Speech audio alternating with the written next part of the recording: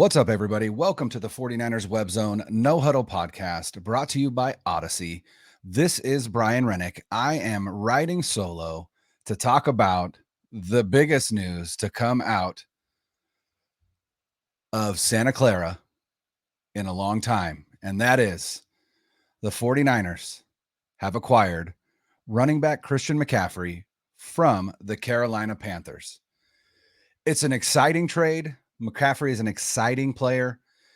There are big things to be excited about. There are aspects of the trade that I think we need to look a little bit deeper at, right? And try and determine, is this a good move? Is this a bad move? Is this somewhere in between?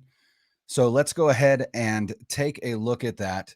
So the first thing is we got to know the compensation, right? And so here it is. The 49ers get Christian McCaffrey, and the Panthers get the 49ers 2023 second round pick, a 2023 third round pick, a 2023 fourth round pick, and a 2024 fifth round pick. Seems like a lot. Really, what the 49ers have done here is essentially punted on the 2023 NFL draft. They didn't have a first round pick because of the trade up to get Trey Lance. Now they no longer have a second round pick, and they will likely, now it doesn't say what third round pick, they have at least one comp pick in the third round from the hiring of Martin Mayhew to the Commanders as GM, Robert Saleh to the Jets as head coach, and now Mike McDaniel to the Dolphins as head coach. It's like it's raining third round comp picks for the 49ers. So it does not specify whether that third rounder is one of the comp picks or if it is the 49ers third round pick. But regardless, it means that the 49ers will not be selecting in the 2023 NFL draft until likely late in the third round. And then they will not pick again until the fifth round. And so, like I said, this trade is really punting on the 2023 draft in favor of bringing in a 26-year-old running back who is an undeniable talent, right? It's undeniable that Christian McCaffrey is a talented running back and a talented receiver. But here's the thing with Christian McCaffrey. McCaffrey was drafted in 2017 at the age of 21. He played 16 games. In 2018, he played 16 games. In 2019, he played 16 games. In 2020, he played 3. And in 2021, he played 7. Now, the good news, he's played all 6 games so far in the 2022 season. So that's already trending in the right direction. One more game played, and he matches his total from 2021. 4 more games played, and he matches his total between 2020 and 2021. I think when we think about Christian McCaffrey, we really think about his 2018 and his 2019 season. In 2018, he rushed for 1,098 yards and 7 touchdowns. And he also had 107 receptions for 867 yards and 6 touchdowns, which means that he had 1,965 yards from scrimmage and 13 touchdowns. And then in 2019, he pulled a Roger Craig. He rushed for 1,387 yards and 15 touchdowns. And he caught 116 passes for another 1,005 yards and 4 touchdowns, for a total of 2,392 yards from scrimmage and 19 touchdowns. What an impressive year. And then 2020 hit, and the injuries started piling up. So, which Christian McCaffrey are the 49ers getting? Well, here's the good news. McCaffrey's still just 26 years old. It's not very old. Now, there's some miles on those legs at 26, but it's still not 28. It's not 29. It's not 30, right? You know, that dreaded 30 cliff for running backs. So there is that. The other good news, Christian McCaffrey is coming to an offense with a head coach who can deploy him in a plethora of different ways. And I think not only does Christian McCaffrey just add a lot to this offense, I think Christian McCaffrey is going to unlock some other players in this offense, and namely Deebo Samuel. I think McCaffrey's ability to line up in the backfield or anywhere else in the formation, to run crisp routes, to be an outlet for Jimmy Garoppolo, to be a weapon in the screen game, to be a weapon in the passing game, and obviously a weapon in the running game. The 49ers haven't had a complete running back like this, arguably since Kyle Shanahan became head coach in 2017. The 49ers have had excellent running backs. They've had running backs who have gained a lot of yards on the ground. They have never had a complete running back who not only can contribute a lot in the running game, but can catch passes out in routes. And so the hope is that this unlocks the offense a little bit for Kyle Shanahan. We've talked on this podcast over the past few weeks that this offense has looked rather stale. It's looked boring at times. And that immediately goes away with Christian McCaffrey entering the picture. Here's the other thing that I think is awesome. According to NFL.com, McCaffrey has already talked to Kyle Shanahan. He's already talked to some of the top brass in San Francisco. I assume that means John Lynch. He's scheduled to travel to Santa Clara tomorrow, Friday, and it sounds like the 49ers are planning on having him take the field against the Chiefs on Sunday. Now, is he going to play a large role? Obviously not, right? He hasn't been here all week. He hasn't been a part of the game plan, but it just gives Kyle Shanahan another extra weapon in the red zone, or just another extra weapon at some point during the game to catch the Chiefs off guard. I have mixed feelings about the trade. And I have mixed feelings because we are talking about a 49ers team who has been injured at a historical rate. We're talking about a 49ers team who continues to have injuries at the running back position. And now they have given up a second-round pick, a third-round pick, a fourth-round pick, and a fifth-round pick for a running back who over the last 3 seasons, including this season, has played 16 games total. The question is going to be, can he stay healthy? And obviously we can't answer that question. We can't even answer that question about the players that are already on the team. But that's the big question. That's the question that is going to stand the test of time to be able to reflect back and say, this was a trade that catapulted the 49ers to a postseason run, a Super Bowl berth, hopefully a Super Bowl victory. Or this could be the trade that people look back on and go, that trade was the beginning of the end for Kyle Shanahan in San Francisco. Because if I'm being perfectly honest, the amount that they give up to bring Christian McCaffrey in seems a little desperate. It kind of reeks of desperation to me. It reeks of Kyle Shanahan not knowing what he can do with the personnel that he currently has to get out of this offensive funk that he finds himself in, right? This stale offense, this offense that is averaging 20 points a game so far in the 2022 season. So it's either that, it's either desperation, not knowing what he can do to propel this offense forward, or a recognition that he saw his buddy Sean McVay just last year put it all on the table, pushed all his chips in for a Super Bowl, and he won it. Now, Sean McVay did that for a quarterback and for a pass rusher in Von Miller.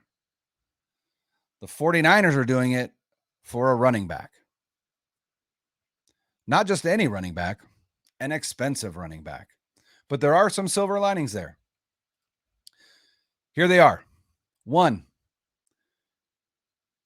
Christian McCaffrey, before the season started, converted the majority of his base salary in 2022 to a signing bonus so that the Panthers could free up some cap space, which means that the 49ers are on the hook for only $690,000 this season for Christian McCaffrey. That is a steal. His contract gets significantly more expensive starting next season when he's on the books for $12 million in 23, $12 million in 2024, and $12.2 million in 2025. But here's the kicker. Here's the silver lining. Only $1 million of that $36.2 million is guaranteed for injury. That's it. Just $1 million. That means that $36.2 million that is still on his contract is non-guaranteed. So in reality, he's likely not going to see that. Not with the 49ers, at least. He is a prime candidate for a restructure. And I'm certain that they will do that maybe even this season. There isn't a need to do it this season because he's just on the books for $690,000. So they may wait till the offseason. But Christian McCaffrey is coming back home to the Bay Area. He's coming to play for an offensive head coach that is widely known for his creativity in getting the ball in the hands of his playmakers in space, which is where Christian McCaffrey thrives. His contract may seem bloated, but in reality, there's no guaranteed money past this season outside of $1 million. So that will be restructured. They will be able to get much needed cap relief when they make that or when they complete that restructure. And Christian McCaffrey is just 26 years old. This isn't a trade for a running back that is on the downside of his career. This is a trade for a running back that should be in his prime. Has he dealt with injuries the past 2 seasons? Absolutely. Can we guarantee that he won't this season? We cannot. That's the gamble. That's the gamble that Kyle Shanahan and John Lynch are making. And let's not sugarcoat it. Both these men are likely gambling their careers in San Francisco with this trade, because now they have essentially no draft in 2023 because they made the decision to draft Trey Lance out of North Dakota State, and they made the decision to trade for Christian McCaffrey in the middle of the 2022 season. This trade doesn't feel like the Emmanuel Sanders trade in 2019. Kyle Shanahan is on record. The reason they felt comfortable making that trade was because they got off to such an incredible start that season, right? When they made that Emmanuel Sanders trade, they were 7-0. They were well on their way to the number 1 seed in the NFC. And they knew that they needed just a little extra juice in the passing game. Enter Emmanuel Sanders. This year, the 49ers are 3-3. They haven't got off to the start that most expected, or at the very least, that most anticipated. But if you look at the landscape of the NFC, it is wide open. It is wide open. The Eagles are undefeated. They are 6-0. The New York Giants are 5-1. The Minnesota Vikings are 5-1, and the Dallas Cowboys are 4-2. The Tampa Bay Buccaneers are 3-3. The Green Bay Packers are 3-3. The LA Rams are 3-3. It's wide open. And not only is it wide open, but the 49ers at 3-3 are in first place in their division with division victories over the Rams and the Seahawks already. So while it doesn't feel exactly the same as 2019, this wasn't made because the team got off to such an incredible start that they almost guaranteed a playoff run, and so they wanted to gear up for that. But I think Kyle Shanahan looks at the NFC and says, "There's no reason why we can't take this conference. We have arguably, when healthy, the best defense in the NFL, and now we're going to add a playmaker, the likes of Christian McCaffrey, to an offensive squad that already has Deebo Samuel, that already has Brandon Ayuk, that already has George Kittle, and in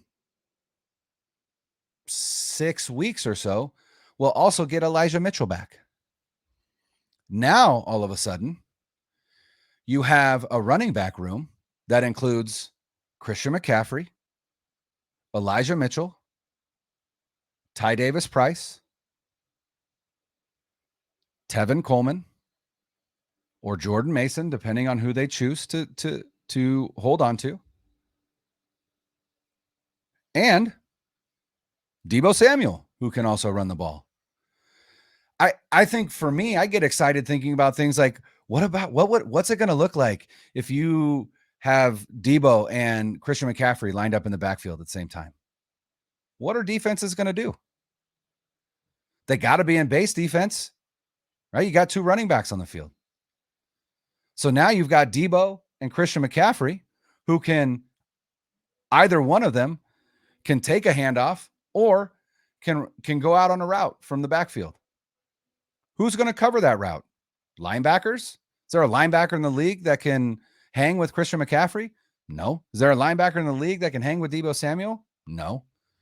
All of a sudden, Kyle Shanahan unlocks scheme versatility, which he wasn't able to do with the injuries that he currently has to deal with Elijah Mitchell being out, Ty Davis-Price being out for long stretches, right?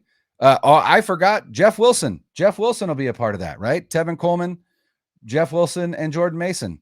Probably one of those 3 are going to remain on the squad behind McCaffrey, Mitchell, and Ty Davis-Price when Mitchell comes back. It is an embarrassment of riches on the offensive side of the ball now, but this leaves Kyle Shanahan with 0 excuses. This is a win now move. This is a win the Super Bowl move. And if they can't put it together,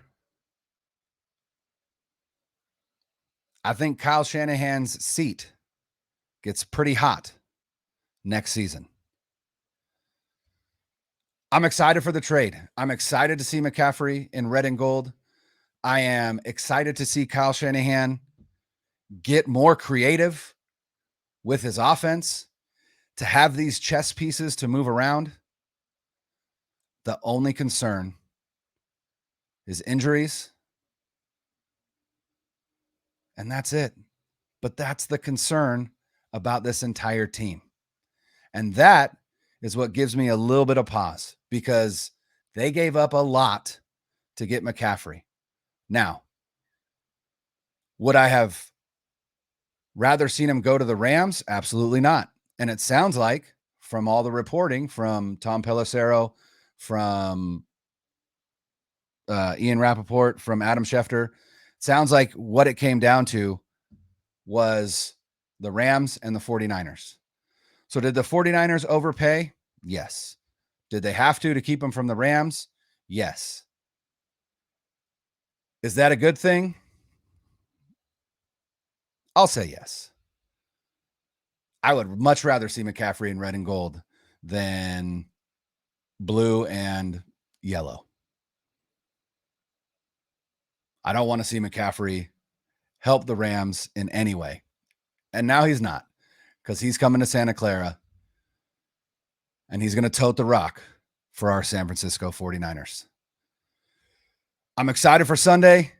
I think this is going to give this team a little bit of extra juice as they play the Kansas City Chiefs. We had our regular episode, which dropped, will drop tomorrow morning, Friday morning, October 21st. Make sure to listen to that. We've got our game preview and we've got our score predictions. But until next time, for 49ers Web Zone No Huddle Podcast, I'm Brian Renick. Go Niners.